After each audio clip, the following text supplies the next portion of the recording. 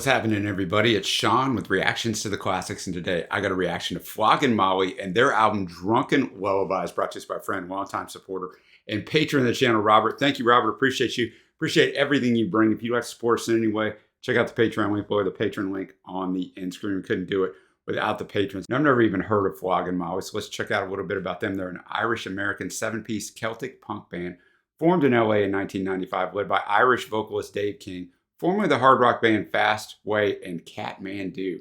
They were signed to their own label, Borstal Beat Records. Drunken Lullabies, the album itself, 2002, and their first album to feature guitarist Dennis Casey. Went to 104 in the US. Production by the great Steve Albini. All lyrics are written by Dave King, except where noted. All music is composed by Flogging Molly, except where noted. I've read a couple reviews on this album. People hold this album in high accord. If you haven't been with us before, the music will not be in the video, but it will be in the Vimeo link below. So click on that and you can follow along. Thanks again, Robert. Let's get into it. We kick it off with the title track, Drunken Lullabies. I'll have the lyrics up as always. Drunken Lullabies, man. And, you know, it's kind of the age-old story of it. He's just talking about how war and fighting and all of that good stuff really never solves anything, but we just keep doing it, right? Find ourselves in the same old mess, singing drunken lullabies, how we could just go have a drink instead of fighting each other. But for 500 years, this is what we've done. Just a little shot at religion, and just talks about how, you know, through bars these men made steel. It is a great or little thing we fought, knelt the conscience, blessed to kill. And then, of course, must it take a life for hateful eyes to glisten once again? Because we find ourselves in the same old mess, singing drunken lullabies. But maybe it's a way we were taught. So, you know, we're kind of conditioned from a young age that, you know, kind of this is who we should fight.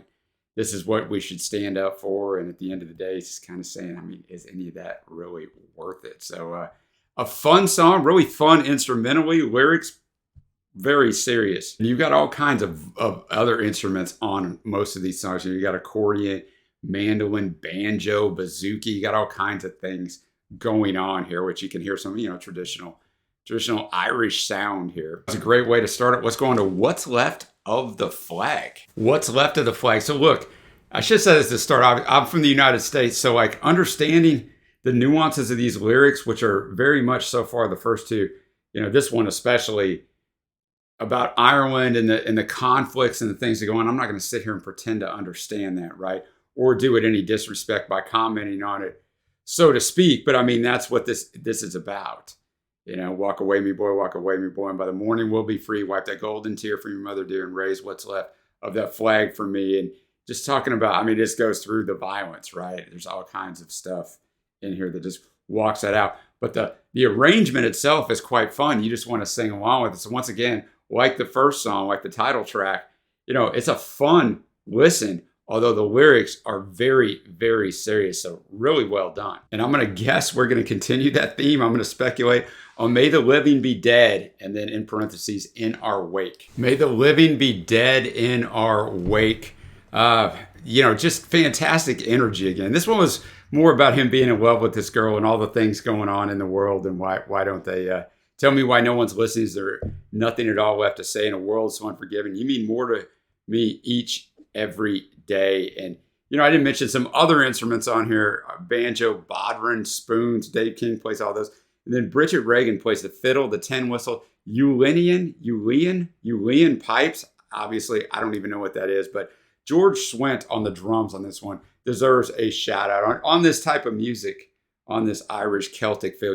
I mean, you got to be able to get after it on the drum. So little shout out to George there, but another song with a lot of energy. Next up we have If I Ever Leave This World Alive. Okay, after those first four tracks, we change gears completely for this song, where it's just acoustic mainly and just a few backing vocals to add some, you know, add that Irish flavor to it. But he's basically telling this girl that if I ever leave this world alive, don't worry about it, because I'll be there back by your feet. I'll come down and sit beside your feet tonight. Wherever I am, you'll always be more than just a memory. If I ever leave this world alive. And although it repeats the title, right? If I ever leave this world alive, at the end of the first two verses, there's just a bridge. There's 3 verses and a bridge. That's it. There's no chorus. There's no sing-along. But it's a nice breakup after those quick-paced energy of those first 3 songs. I like putting this one here. We're a third of the way through the album, so that was a pretty smart thing to do. The Kilburn High Road. You talk about bringing the energy back. That thing brought the energy back, man. That thing is just rocking. I don't really know what it's about. I mean, the chorus does repeat a lot. For we're the kings of it all. The day we were born, now we're the kings of the Kilburn High.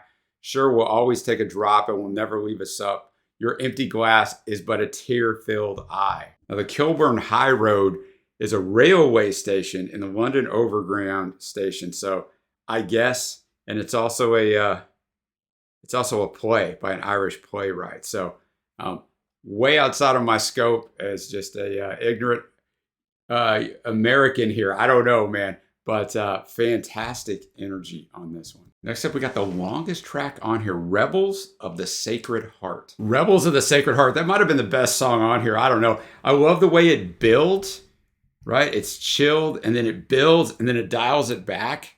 So, I mean, he starts out, now I'm aiming for heaven, but probably wind up down in hell, where upon this altar I will hang my guilt-ridden head. But it's time I'll take before I begin. 3 sheets to the wind, 3 sheets to the wind. So drunk, right?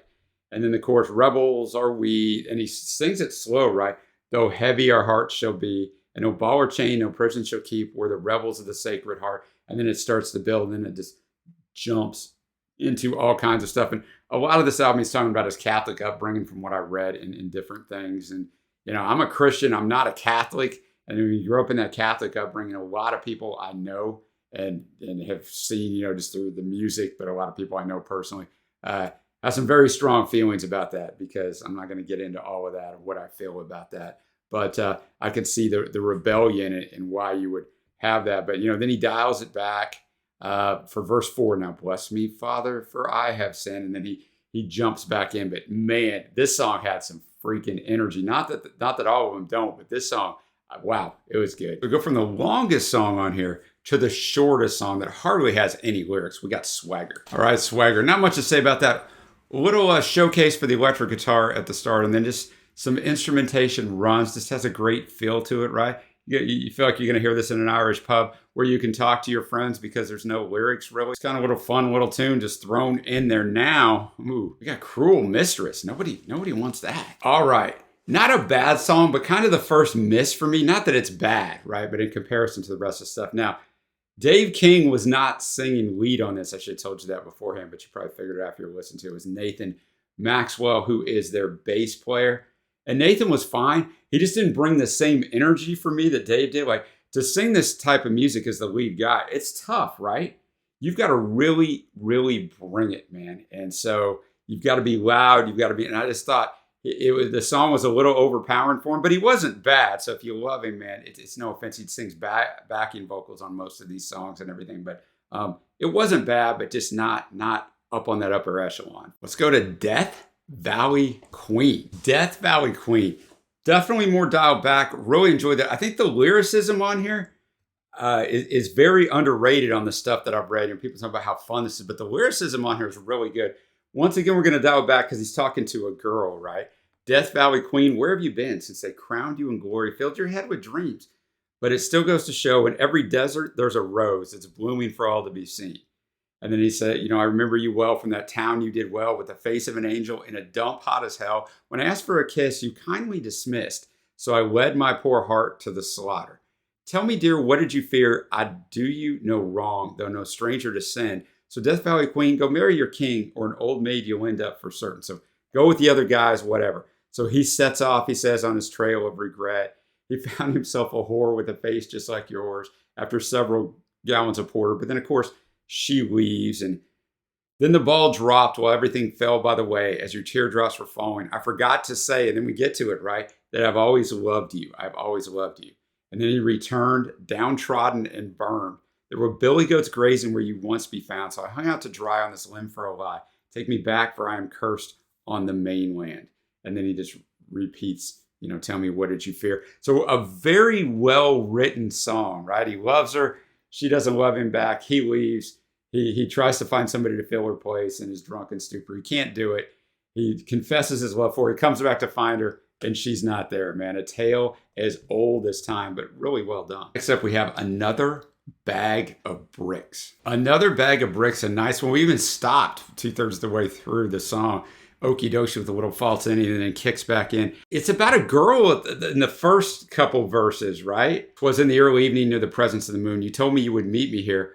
Well, now is not too soon. This dagger twisted in my back tells me I never should. I've trusted everything to fall from beggar to the fool. I see your face like every race, a serpent with two arms. Devour me while reigns the sun with dreams of foreign lands. This cold and dark tormented hell is all I'll ever know. So when you get to heaven, may the devil be your judge with another bag of bricks." So it makes you think it's about a girl. Maybe it isn't, because as it flows on, I think it might be about the government. That seems to make more sense as we go through here. But some really good lyrics. Again, no door will go unanswered like so many closed before. No vagabond to knock upon this tired and beaten war. When all return from exile, free from all once bound, through cannonballs or parasites, the truth yet will be found.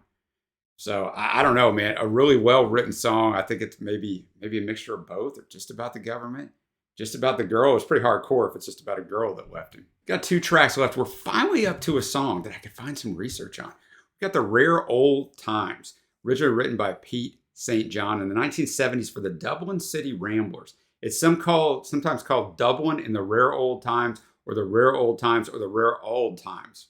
Sure.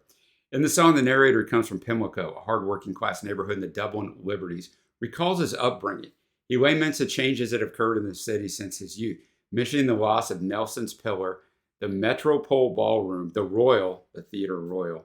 He dislikes the new glass cages, the modern office blocks and flats being erected along the quays, and says farewell to Annie Liffey, the River Liffey. So just giving you a little background so when we hear it, we know. And I'll comment on what I think about that at the end.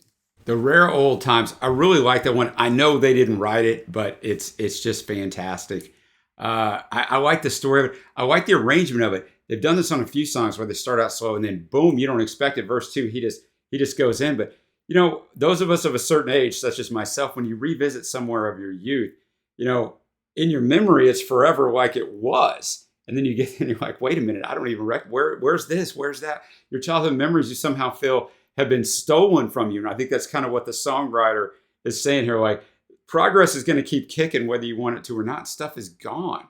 So as he goes through it, he talks about, you know, his trade. He was a cooper, lost out to redundancy, like my house that fell to progress. So he lost his job because there wasn't a place for him anymore. His house is gone. His old house is gone. Talking about courting Peggy Dignam, but she ended up with somebody else. Well, she took away my soul, he says in the last line of that verse. Well, the years have made me bitter and nothing seems the same. So he just kind of talks as the gray, unyielding concrete makes a city of my town. I thought that was a really, really great line. So, I mean, a tremendous song and very well performed. All right, we got the last track. The sun never shines on closed doors. All right, the sun never shines on closed doors. So the sun, S-O-N, not S-U-N. An interesting way to finish out this album, right? Because most of these songs are very fast-paced, driven, fun. I want to say fun. That's what I wanted to say there. But I mean, the lyricism on here is some serious stuff on most of this album. But, you know, you put this on and have a good time if you're just listening to it in the background. So to finish on this song, like I said, is interesting. I don't think it's a bad deal. And it's a really well-written song. Basically, the mom is talking about, said the sun never shines on closed doors. And then in verse 2, he's like, it's been 8 long years since I saw the woman who's labored since the day I was born. These wrinkles now face to that cold, dark, damp place where the sun never shines on closed doors. So he's been gone. And his mom is saying, you know, the sun never shines on closed doors. That every time she opens the doors and her son isn't there, she's depressed, right? And it's been 8 years. And now he's realizing the son, that they're both getting older. The chorus, she said, the sun never shines on closed doors. I open and finally hurricanes blow. Take me away to the green fields of May because the sun never shines on closed doors. So that's using the S-U-N. So nice wordplay here. And then verse 3 is really great. Death comes like a thief in the night to steal you while you sleep. The soul's flickering light. Well, maybe it's then, she said, I'll see you again because the sun never shines on closed doors. So maybe when we die, we can spend more time together in heaven. In the outro, we all go the same way home. Yeah, we all go the same way home. And that's how the album ends. So I think that's kind of appropriate. So a good song. Now we're going to come to my favorite tracks. This one's a little tough, right? Because there's a lot of good songs in here. Honorable mentions: If I Ever Leave This World Alive, the 4th track, that's slower and basically just acoustic with fewer things added in. Another Bag of Bricks, which was the 10th song, which I think was very Pogues influence, right? And you can hear stuff from the Pogues and Dropkick Murphys, Stiff Little Fingers, the Dubliners. All this stuff is influenced in there together. But that one's really a Pogue influence song. And then this last one, The Sun Never Shines on Closed Doors, just the difference that it was. The Faves, Drunken Lullabies, the opener, what a great song. What's Left of the Flag, the 2nd song. I mean, this album really starts out humming. Rebels of the Sacred Heart might be my favorite song. And then The Rare Old Times, I mean, it's up there too. I don't know, man.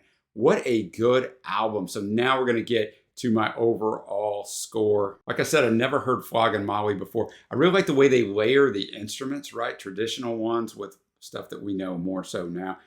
A lot of times on them, they sing a verse before they kick the band in. And I think that's a really good way to draw you into the song. So that was really well done. And I mentioned before, I thought Dave King's lyricism and his vocals were really nice. I didn't tire of them. Sometimes in this music, you can get a little tired of the lead vocalist. I did not there. Absolutely love the Pogues and my man Shane MacGowan. So this kind of fit right in with that. Maybe not as quite as high as the Pogues for me, but that's a very high bar. But overall on this album, I'm going to give it a strong 8.0. I thought it was that freaking good. I mean, this album you put on from start to finish.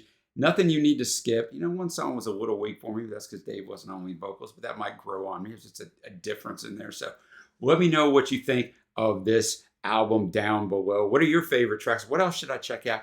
Thanks so much to Robert for bringing this to me. He's brought me a lot of stuff over the last several months that I super enjoy. Until next time, guys, I will see you.